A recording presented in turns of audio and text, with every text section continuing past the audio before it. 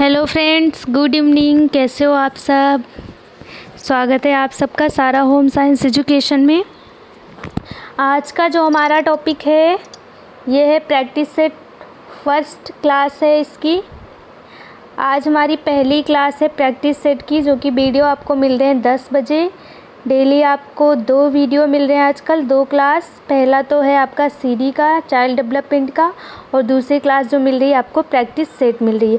आज हम सॉल्व करेंगे 50+ क्वेश्चन को हम देखेंगे, और दोनों क्लास को आप लोगों को देखना है। पहला क्लास जो कोहलर का सिद्धांत हम पढ़े थे उसका सेकेंड पार्ट आज बना है, तो उसको भी देखिएगा। और जो ये क्लास है जो प्रैक्टिस सेट स्टार्ट हो रही है इसको भी देखिएगा आप लोग। तो स्टार्ट करते हैं अपना पहला क्वेश्चन। पहला क्वेश्चन है, सामान्यता आवश्यकता के 3 तत्व होते हैं, कौन एक उसमें शामिल नहीं है?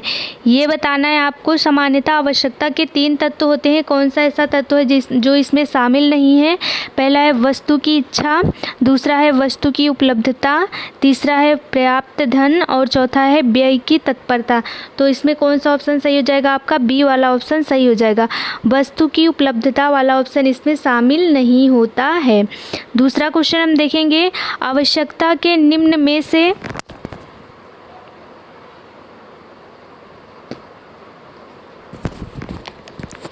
आवश्यकता के निम्न में से कौन निर्धारक कारक माने जाते हैं? पहला है, इसमें पहला ऑप्शन दिया गया है आर्थिक कारक, दूसरा है शारीरिक कारक, तीसरा है सामाजिक कारक, और चौथा है उपयुक्त सभी।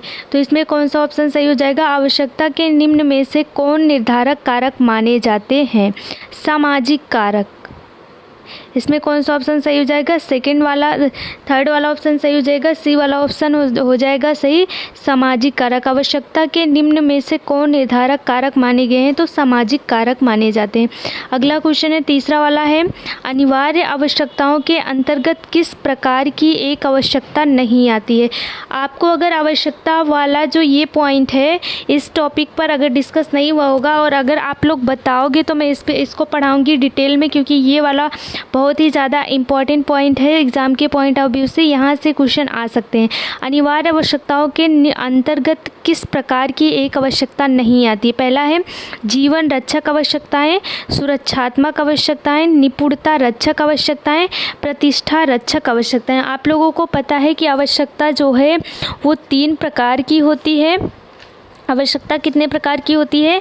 3 प्रकार की होती है। पहला जो है अनिवार्य आवश्यकता है, दूसरा है आपका आरामदायक आवश्यकता, और तीसरा है विलासितापूर्ण आवश्यकता।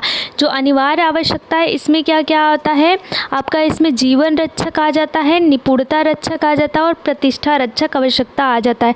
आरामदायक में आपके बजट के हिसाब से होता है, और जो विलासितापूर्वक है इसमें सुरक्षात्मक आता है, हानिकारक आता है, और हानि रहित आता है। तो आप लोग ज़रूर बताइएगा, अगर आपको इसका पॉइंट नहीं मिला होगा डिटेल में तो मैं इसको पढ़ाऊंगी भी सही। तो इसमें कौन सा ऑप्शन नहीं आएगा आपका? अनिवार्य आवश्यकता के अंतर्गत किस प्रकार की एक आवश्यकता नहीं आती है? तो इसमें आ जाएगा सुरक्षात्मक आवश्यकता। सुरक्षात्मक आवश्यकता आपकी विलासितापूर्ण आवश्यकता में आती है। इधर से हम देखेंगे, इधर 3 पॉइंट डिस्कस कर लिए, अब इधर डिस्कस करेंगे, क्योंकि यहाँ पे ऐसे ही क्वेश्चन हमें पढ़ने हैं। सीरियल वाइज हम नहीं पढ़ सकते हैं क्योंकि यहाँ पे प्रॉब्लम है। तो अगला हम देखेंगे क्वेश्चन जो है, रेडियो सुनना है। रेडियो सुनना क्या है? ऊर्जा है, धन है, कौशल है, या समय है? ये क्वेश्चन ऐसे क्वेश्चन पूछे गए हैं आपके नेट वाले एग्ज़ाम में। तो यहाँ पे 8वें का कौन सा सही हो जाएगा? डी वाला ऑप्शन सही हो जाएगा, समय। कपड़े धोना है। कपड़े धोना क्या है? ऊर्जा है, धन है, या समय है, या फिर भूमि है? क्या है? ऊर्जा है। कपड़े धोने में क्या होता है आपका? ऊर्जा खर्चा होता है ना, ऊर्जा है। बाजार से सब्जियां खरीदना क्या है? भूमि है, समय है, धन है, या फिर ऊर्जा है? तो इसमें क्या हो जाएगा? धन। अपना कमरा झाड़ना क्या है? भूमि है, धन है, समय है, या फिर ऊर्जा है? समय है। ये अगला क्वेश्चन, आई होप कि आपको सारे ऑप्शन समझ में आ रहे होंगे। अगला क्वेश्चन हम सॉल्व करते हैं, और 50+ क्वेश्चन को आज हम देखेंगे। डेली आपको 10 बजे क्लास मिलेगी ये वाली, तो प्रैक्टिस सेट मिलेगी। डेली आप लोग देखिएगा, ज़रूर से ज़रूर आपको प्रैक्टिस सेट की क्लास डेली मिलेगी, डेली। अगला क्वेश्चन हम यहाँ पे देखेंगे, चौथा वाला क्वेश्चन देखेंगे गृह व्यवस्था निर्णयों की श्रृंखला में निम्न में से कौन महत्वपूर्ण भूमिका निभाती है? आयोजन, नियंत्रण, मूल्यांकन या फिर उपयुक्त सभी। गृह व्यवस्था निर्णयों की श्रृंखला में, निर्णय लेने की श्रृंखला में कौन महत्वपूर्ण भूमिका निभाती है? आयोजन, नियंत्रण या फिर मूल्यांकन। ये सारे पॉइंट आप लोग अच्छे से पढ़ चुके हो, मैंने डिटेल में पढ़ाया है। जो नए स्टूडेंट हैं अगर वो नहीं पढ़े होंगे तो जाकर देख लीजिएगा आप मैनेजमेंट के प्लेलिस्ट में, वहाँ पे आपको सारे जो वीडियो हैं वो क्लास है वो मिल जाएंगे। तो यहाँ पे कौन सा ऑप्शन सही हो जाएगा आपका? पहला वाला। गृह व्यवस्था के निर्माण में सबसे महत्वपूर्ण भूमिका जो निभाता है वो क्या होता है? आयोजन। अगला क्वेश्चन देखेंगे, गृह व्यवस्था का सबसे महत्वपूर्ण चरण कौन सा होता है?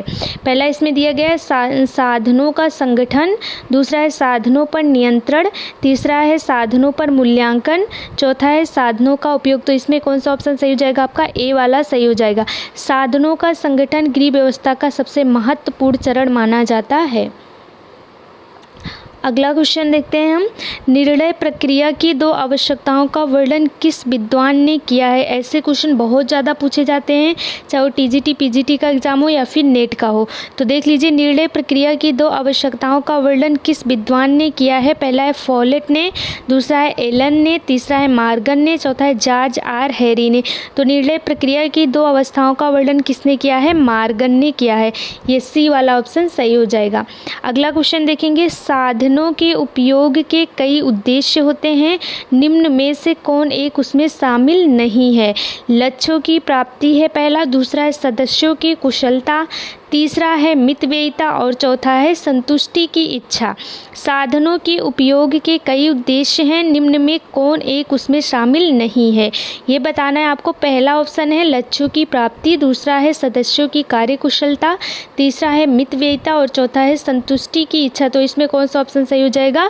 बी वाला ऑप्शन सही हो जाएगा, सदस्यों की कार्यकुशलता। अगला क्वेश्चन हम इधर से सॉल्व करेंगे, 12 नंबर का क्वेश्चन। आई होप कि आपको शो हो रहा होगा। ये रहा 12 नंबर क्वेश्चन आपका।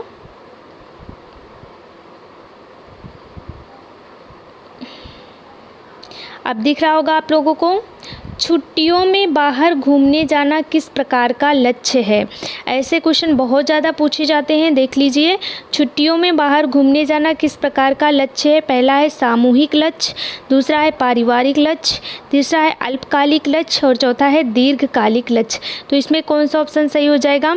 छुट्टियों में बाहर घूमने जाना किस प्रकार का लक्ष्य होता है? पारिवारिक लक्ष्य होता है।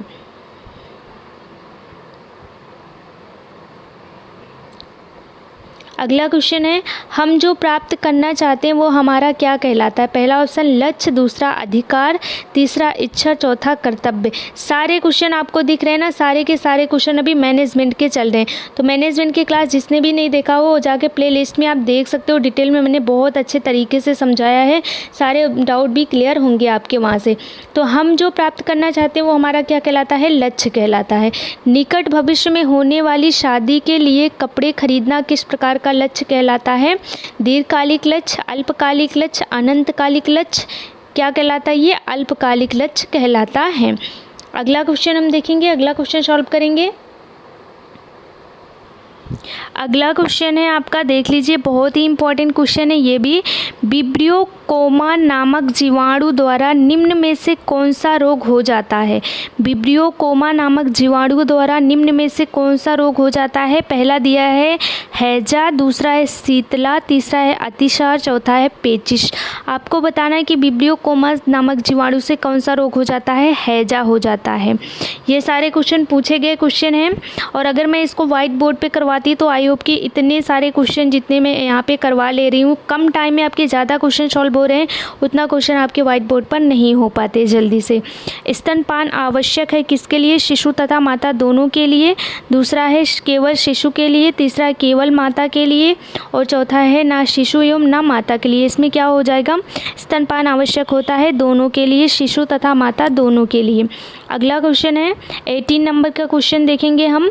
असंक्रमणीकरण से किस रोग का निवारण किया जा सकता है?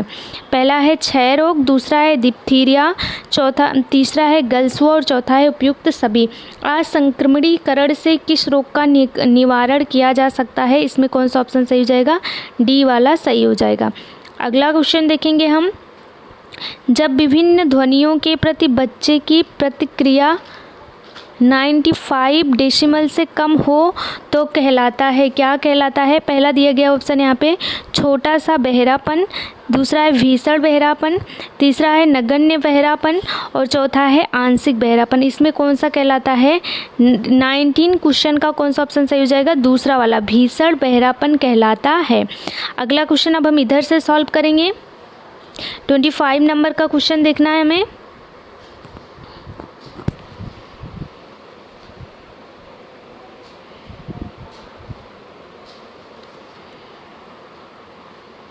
ट्वेंटी 25 नंबर का क्वेश्चन है आपका, किस प्रकार की रेखाएं दुर्बलता की सूचक होती हैं? रेखाओं से भी काफ़ी सारे क्वेश्चन पूछे गए हैं, देख लीजिए। लंबवत वक्र रेखाएं पहला ऑप्शन है, दूसरा है ज्योतिर्मय रेखाएं, तीसरा है विकर्णीय रेखाएं और चौथा है बारीक टेढ़ी रेखाएं। इसमें क्या आ जाएगा? 25 वाले क्वेश्चन में कौन सा आंसर सही हो जाएगा? ए वाला ऑप्शन सही हो जाएगा। लंबवत वक्र रेखाएं जो होती हैं वो रेखाएं दुर्बलता का सूचक होती हैं। लंबवत रेखाएं क्या दिखाती हैं? लंबी पतली दिखाती हैं। कोई मोटा इंसान है वो लंबवत रेखा के कपड़े पहन ले तो वह लंबा और पतला दिखने लग जाता है। किस प्रकार, अगला क्वेश्चन है 26 नंबर का, किस प्रकार की रेखाएं अस्थिर विचार, अनिच्छा और अस्थिर जीवन शैली प्रदर्शित करती हैं? पहला ऑप्शन दिया गया है तिरछी रेखाएं, दूसरा है टेढ़ी रेखाएं, तीसरा है वक्र रेखाएं और चौथा है क्षैतिज रेखाएं। तो इसमें कौन सा ऑप्शन सही हो जाएगा? टेढ़ी रेखाएं। अगला क्वेश्चन है, किस प्रकार की रेखाएं गंभीर प्रवृत्ति का आभास देती हैं? पहला है ज्योतिर्मय रेखाएं, दूसरा है विकर्णीय रेखाएं, तीसरा है तिरछी रेखाएं और चौथा है वी आकार रेखाएं। तो इसमें कौन सा हो जाएगा? तिरछी रेखाएं ऑप्शन सही हो जाएगा। और अगर किसी को रेखाओं को डिटेल में पढ़ना हो तो प्लीज़ बताइएगा आप लोग कमेंट बॉक्स में, मैं इसको डिटेल में भी पढ़ाऊँगी। मैंने इसको पढ़ाया नहीं, बट अगर आप लोगों को चाहिए तो मैं ज़रूर से ज़रूर इस पर क्लास लूँगी। आगे का क्वेश्चन हम सॉल्व करेंगे। अगला क्वेश्चन देखते हैं हम, बधिर बच्चों को शिक्षा दी जाती है। बधिर बच्चों को कैसी शिक्षा दी जाती है? पहला ऑप्शन दिया गया है लिप रीडिंग के द्वारा, दूसरा है संकेत भाषा के द्वारा, तीसरा है उपरोक्त दोनों के द्वारा या चौथा है इनमें से किसी के द्वारा भी नहीं। बधिर बच्चों को इन दोनों पॉइंट के द्वारा शिक्षा दी जाती है। सी वाला ऑप्शन सही हो जाएगा, लिप रीडिंग के द्वारा और संकेत भाषा के द्वारा, दोनों के द्वारा। अगला जो क्वेश्चन हम सॉल्व करने जा रहे हैं ये वेरी इंपॉर्टेंट है आपके एग्ज़ाम के पॉइंट ऑफ व्यू से, तो इसको ध्यान से देखिएगा। एकीकृत बाल विकास योजना ICDS ना इंटीग्रेटेड चाइल्ड डेवलपमेंट सर्विस इसका फुल फॉर्म है, किस वर्ष लागू की गई? पहला ऑप्शन दिया गया है 1960 में, 1965 में, 1970 में या फिर 1975 में। इसका ऑप्शन कौन सा सही हो जाएगा? डी वाला सही हो जाएगा। 1975 में ICDS की स्थापना की गई है। अगला क्वेश्चन है, निम्न में से कौन मूल रंग में शामिल नहीं है? पहला ऑप्शन दिया गया है पीला, दूसरा नारंगी, तीसरा नीला और चौथा लाल। तो इसमें कौन सा ऑप्शन सही हो जाएगा? बी वाला सही हो जाएगा, नारंगी। अगला क्वेश्चन है, निम्न में से कौन गौड़ रंग नहीं है? पहला है जामुनी, दूसरा हरा, तीसरा आसमानी और चौथा नारंगी। इसमें से कौन सा ऑप्शन सही हो जाएगा? आपका सी वाला ऑप्शन सही हो जाएगा, आसमानी। अगला क्वेश्चन हम सॉल्व कर लेते हैं, सजावट में विभिन्नता लाने के लिए किस प्रकार की रेखाएं प्रयोग की जाती हैं? इसका ऑप्शन देख लेते हैं। इसका ऑप्शन दिया गया है लंबवत रेखा, वक्र रेखा, विरोध रेखा या फिर क्षैतिज रेखा। इसमें कौन सा ऑप्शन सही हो जाएगा? विरोध रेखा। क्या हमने क्वेश्चन सॉल्व क्या पढ़ा था हमने? सजावट की में विभिन्नता लाने के लिए किस प्रकार की रेखाएं शामिल की जाती हैं? तो विरोधी रेखाएं शामिल की जाती हैं। अगला क्वेश्चन सॉल्व करेंगे हम। अगला क्वेश्चन हम देखेंगे, ज्योतिर्मय रेखाएं सूचक हैं शक्ति एवं पुरुषत्व की, गंभीर प्रकृति की, अस्थिर जीवन शैली की या सजगता की। तो इसमें क्या होगा? ज्योतिर्मय रेखाएं सूचक होती हैं किसकी? शक्ति एवं पुरुषत्व की। पहला वाला ऑप्शन सही हो जाएगा। अगला क्वेश्चन हम सॉल्व करते हैं। मेरी प्रैक्टिस सेट भी फट गई है देखिए आप लोग, बट इससे कोई मतलब नहीं है। आपको क्वेश्चन देखना और क्वेश्चन सॉल्व करना है, बस इतनी चीज़ से आपको मतलब है ना। अगला क्वेश्चन 29 को देखते हैं। किस विटामिन की कमी से महिलाओं में गर्भधारण की शक्ति का ह्रास होता है? पहला ऑप्शन दिया गया है विटामिन डी, दूसरा है विटामिन ई, तीसरा है विटामिन के, चौथा है विटामिन बी। तो इसमें कौन सा ऑप्शन सही हो जाएगा? Vitamin E. इस सारे विटामिन को मैंने डिटेल में पढ़ाया है, अगर किसी को नहीं मिला हो तो प्लीज़ जाकर प्लेलिस्ट में देखिए। आप लोग न्यूट्रिशन का आपको एक अलग प्लेलिस्ट मिल जाएगा, वहाँ पे सारे विटामिन को मैंने डिटेल में पढ़ाया हुआ है। तो जो मेरे पुराने स्टूडेंट होंगे उनको पता है सारी चीज़ें, वो देख चुके हैं। जो नए स्टूडेंट जुड़े हैं वो जाकर देख सकते हैं। अगला क्वेश्चन है, कौन सा विटामिन रक्त के शुद्धिकरण में सहायता करता है? पहला है विटामिन सी, दूसरा है विटामिन डी, तीसरा है विटामिन बी और चौथा है विटामिन ई। तो इसमें कौन सा ऑप्शन सही हो जाएगा? Vitamin C. अगला क्वेश्चन है, पपीता में कौन सा विटामिन पाया जाता है? पहला ऑप्शन दिया गया है विटामिन के, दूसरा है विटामिन डी, तीसरा आपका है विटामिन ए, चौथा है विटामिन बी। तो इसमें कौन सा ऑप्शन सही हो जाएगा? Vitamin A. आप सबको पता है कि पपीते में क्या पाया जाता है? विटामिन ए पाया जाता है। अगला क्वेश्चन देख लेते हैं हम। अगला क्वेश्चन है, किस विटामिन की कमी से आँखों में रतौंधी नामक बीमारी हो जाती है? पहला ऑप्शन है विटामिन ए, दूसरा है विटामिन बी, तीसरा है विटामिन सी, चौथा है विटामिन डी। तो आयोग की तो बहुत ही इजी क्वेश्चन आ गए हैं, बट कोई प्रॉब्लम नहीं, हमें सॉल्व करना है, हम सॉल्व कर लेते हैं। जितना ज़्यादा हमारा सही हो हमें उतना अच्छा लगेगा, है ना। तो विटामिन ए की कमी से आँखों में रतौंधी नामक रोग हो जाता है। अगला क्वेश्चन देखेंगे। आप लोग 50 क्वेश्चन सॉल्व करने के लिए तैयार हो? बिल्कुल सही, तैयार रहना चाहिए, है ना, क्योंकि एग्ज़ाम बहुत पास आ गए और जितना प्रैक्टिस करेंगे उतना ही ज़्यादा फ़ायदा होगा हमारा। ये देखो उड़ रहा है।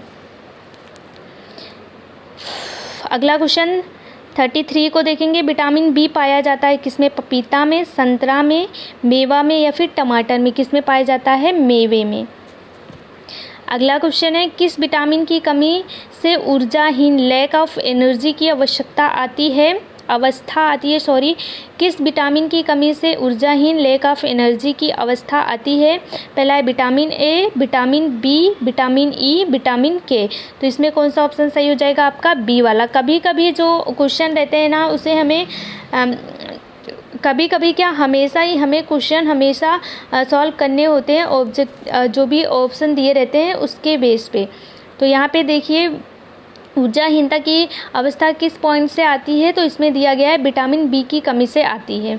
अगला क्वेश्चन देखेंगे हम, कौन सा विटामिन प्रातःकालीन सूर्य की किरणों से पाया जाता है? पहला है विटामिन ए, दूसरा है विटामिन डी, तीसरा है विटामिन ई, चौथा है विटामिन के। तो इसमें कौन सा ऑप्शन सही हो जाएगा? आपका विटामिन डी, बी वाला ऑप्शन सही हो जाएगा। अगला क्वेश्चन हम देखेंगे।